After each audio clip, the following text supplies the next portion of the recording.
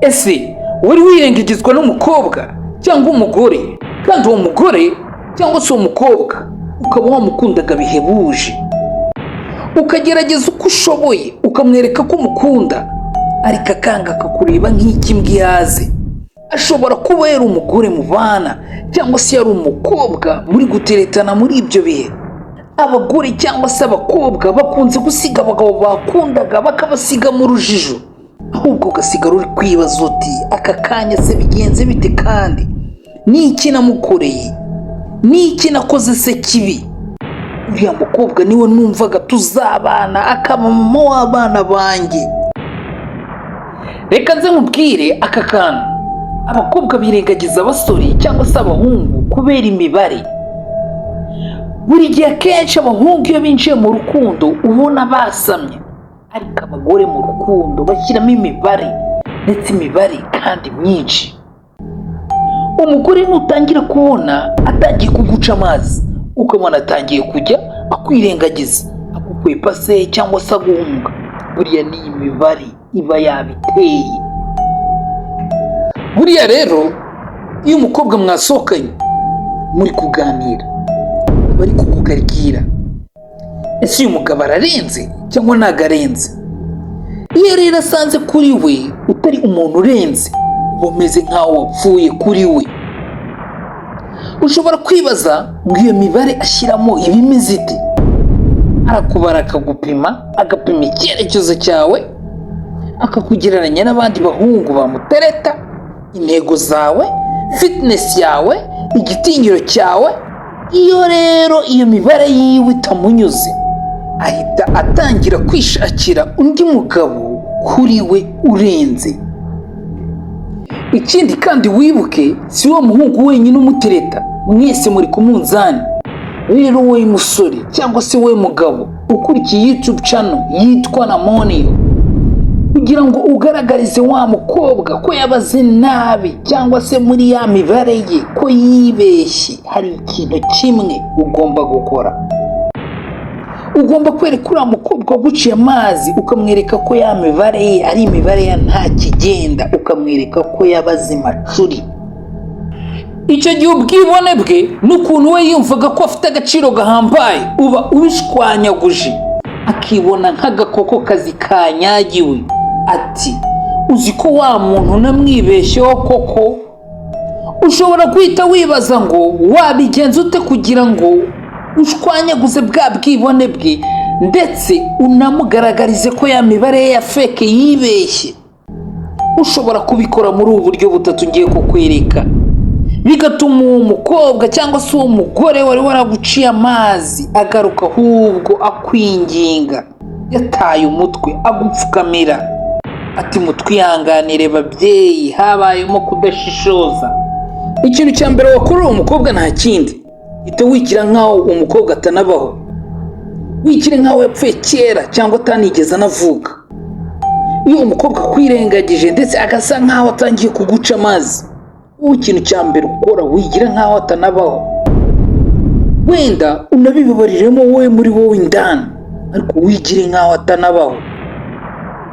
Uzumva abantu benshi bakubeshya ngo umukobwa nakwereka ko yatangiye kuguca amazi, ngo nimba nta nikosa ufite ngo ugomba kumwicaza, ugahendahenda, ugafata, mbese ikosa nagukoreye ngo ni irihe? Ibyo ntabwo ari byo. Ngo nimba nta nikosa ufite ugomba kumwicaza, ugahendahenda, ugafatafata, ngo mbese shiri ikosa nagukoreye ni irihe? Oya, ibyo ntabwo ari byo. Cyangwa se ngo ujye umwigiraho mwiza, umwoherereza impano nyinshi, utumesaje twinshi. Reka nkubwire, ibyo byose ni umwanda. Ntuzigere na rimwe ujya kubaza umukobwa impamvu uwo mukobwa ari kuguca amazi, cyangwa impamvu wandika mesaje ntagusubize, impamvu atakikubonera umwanya. Ibyo ntuzigere ubibaza umukobwa na rimwe. Upfa kuba we wabibonye ko uwo mukobwa ari kukwirengagiza, atagishaka kuba ari kumwe nawe. Erega biraga ubu bibona, kuko itangiye kujya kubaza umukobwa uti se muri iyi minsi kuri kunca amazi, uba uri guta agaciro nk'umuntu w'umugabo. ikintu cya mbere utazigera ukora nubona umukobwa utereta yaguciye amazi cyangwa ari gushaka kugukwepa, ntuzigere ujya kumusaba impamvu ari kubikora. Ndakubwiza ukuri, icyo ni cyo kintu cyiza uzagukoreye ubuzima bwawe, kubera ko mu maso ye ajya kukwirengagiza cyangwa se kuguca amazi, aba yamaze kubona ko uri umugabo w'amafuti imbere ye, mbese uri umuntu uciriritse.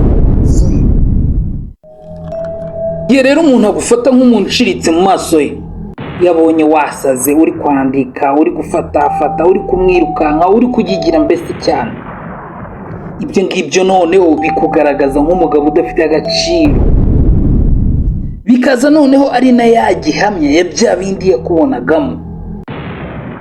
Bishobora kuba ari njye umuntu wa mbere wumvishe ubwira bino bintu, ariko iyo umugore yakwirengagije ukabona ari kuguca amazi, muri we aba yamaze gukanda buto mu mutwe we yo gusuzugura ko wigeze unabaho. Rero ikintu cyonyine utagomba gukora ni ugusubira inyuma ukajya gushaka uwo mukobwa.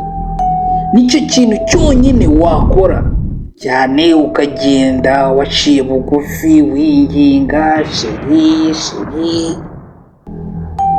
Aha uba umeze nk'aho uri nk'imbwa iri kwirukanka inyuma y'igufa, kubera ko muri kamere y'abakobwa cyangwa se abagore, ikintu cya mbere gituma bakwima agaciro cyangwa se baguca amazi ni ukugaragaza ibyiyumviro byawe cyangwa se amarangamutima yawe, ukamugaragariza bikomeye yuko umukeneye kurusha ibindi bintu byose bibaho, uburyo unamubuze wanapfa. Ibyo si byo.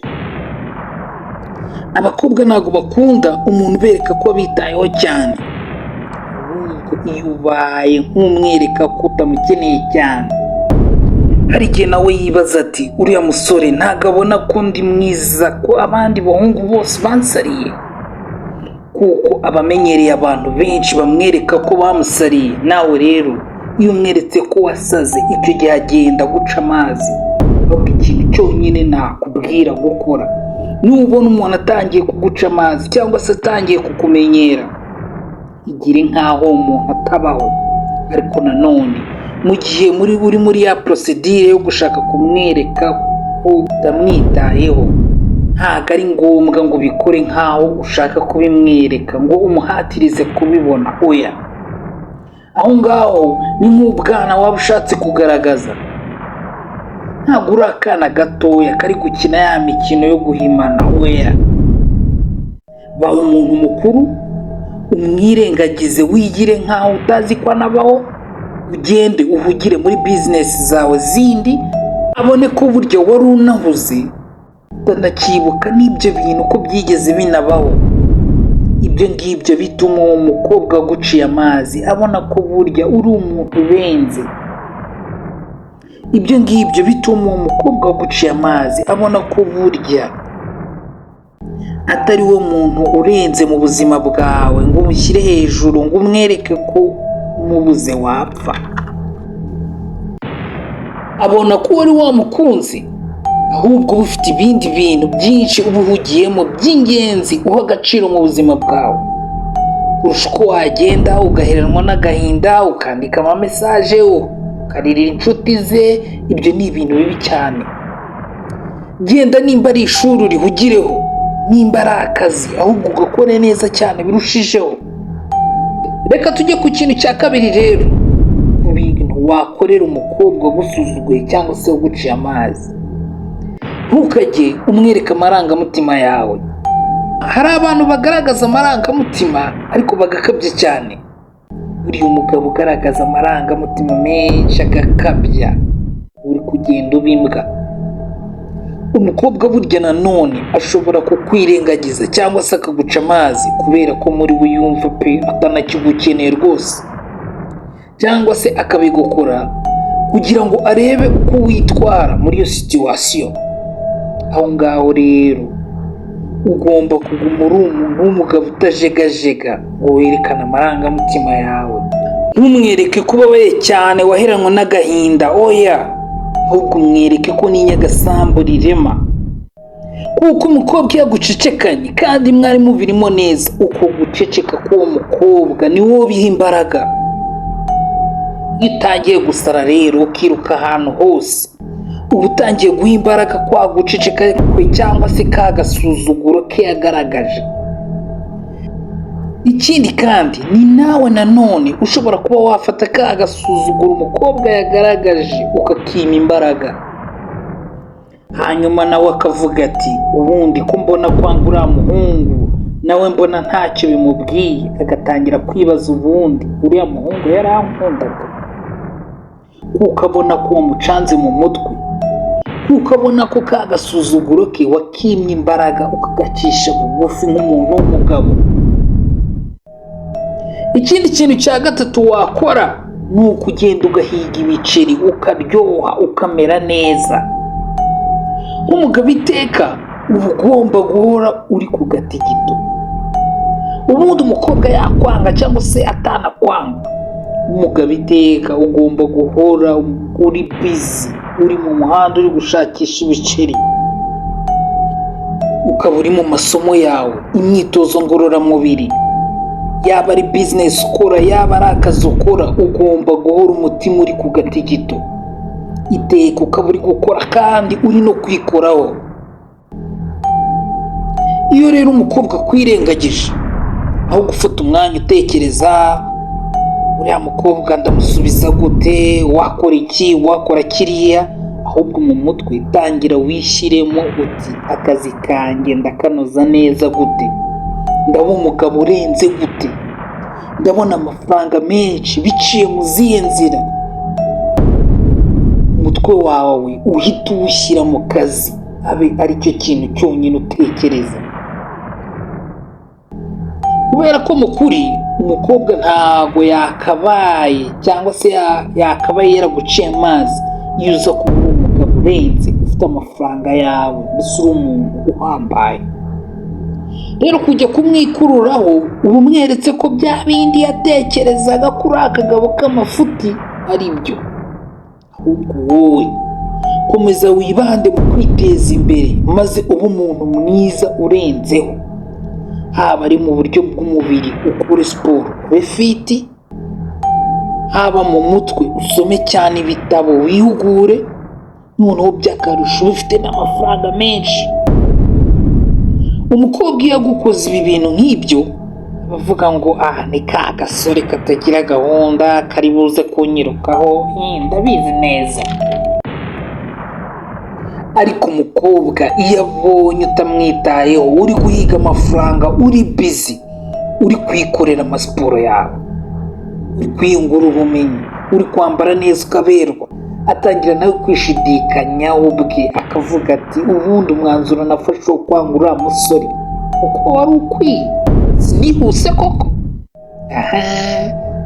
Aho ngaho noneho uba utangiye kumwica mu mutwe, uba utangiye kumucanga mu mutwe, cyane cyane noneho iyo uri gukorera amafaranga meza, ibiceri biri kuza, ababibona. Buriya abakobwa baba bacunga umuhungu banze, bareba ese yasigaye afite amafaranga menshi, ese yabonye undi mukobwa mwiza kundusha. Ugomba rero guhora umeze neza by'akarusho, ukaba ufite n'ibiceri. Wenda iki kintu ndi kuvuga cyane cy'amafaranga abasore benshi kiri kubagonga pe, nanjye ndabizi. Niyo mpamvu guhera uyu munsi kuri YouTube channel yanyu yitwa Namoneo tugiye gutangira kubakorera ibiganiro byatuma mugira amafaranga menshi, umugabo akongera agasubira kuba umugabo ukunzwe kandi wubashywe muri sosiyete. Subscribe, wandike muri comment, nawe uzaba umugabo nk'abandi. Shalom.